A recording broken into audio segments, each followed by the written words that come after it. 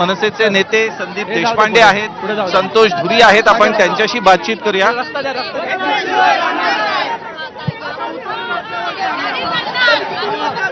संतोष, आज काय प्रतिक्रिया आहे या लोकांना घेऊन तुम्हाला एसआरए कार्यालयावर यावं लागलं? ज्याप्रमाणे प्रत्येक पक्षाने यांना आश्वासन दिलं होतं, जे निवडून आले त्यांनी पण आश्वासन दिलेलं की तुमचे प्रश्न सोडवतो, पण कोणी आश्वासन हे केलेलं नाही, पूर्ण केलेलं नाही. आम्ही प्रयत्न करतो, आम्ही जरी हारलो असत तरी पण आम्ही या लोकांना घेऊन आलेलो, त्यांना न्याय मिळवून द्यायचा प्रयत्न आम्ही करणार आहोत.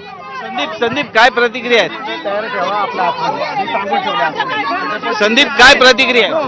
संदीप, या लोकांना आज रस्त्यावर उतरावं लागलंय, मनसेचा त्यांच्या पुढे पाठिंबा आहे, काय या लोकांच्या भावना आहेत? आज 27 वर्ष झालं यांचा प्रकल्प रखडलेला आहे.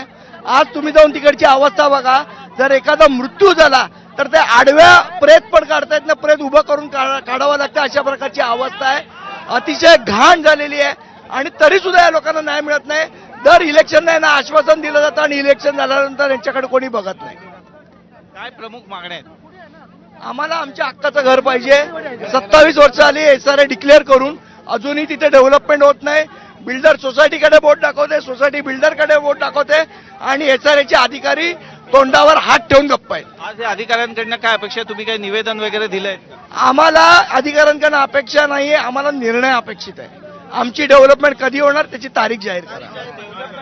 याची तारीख जाहीर करा अशी अपेक्षा आता मनसेचे नेते व्यक्त करतायत. त्यामुळे आता या प्रकरणी जर मनसे अशा पद्धतीने आक्रमकरित्या रस्त्यावर उतरली आहे तर या प्रकरणी आता प्रशासन काय भूमिका घेणार? 27 वर्ष झाली एसआरए घोषित होऊन, परंतु अजून या पुनर्विकासाला कुठेही गती किंवा चालना मिळालेली नाहीये.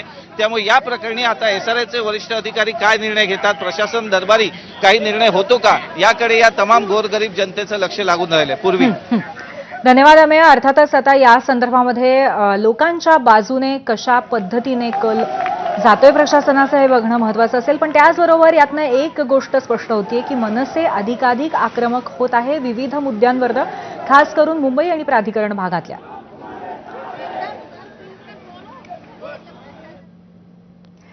दरम्यान वक्फवरती सुनील तटकरेंनी भूमिका न मांडली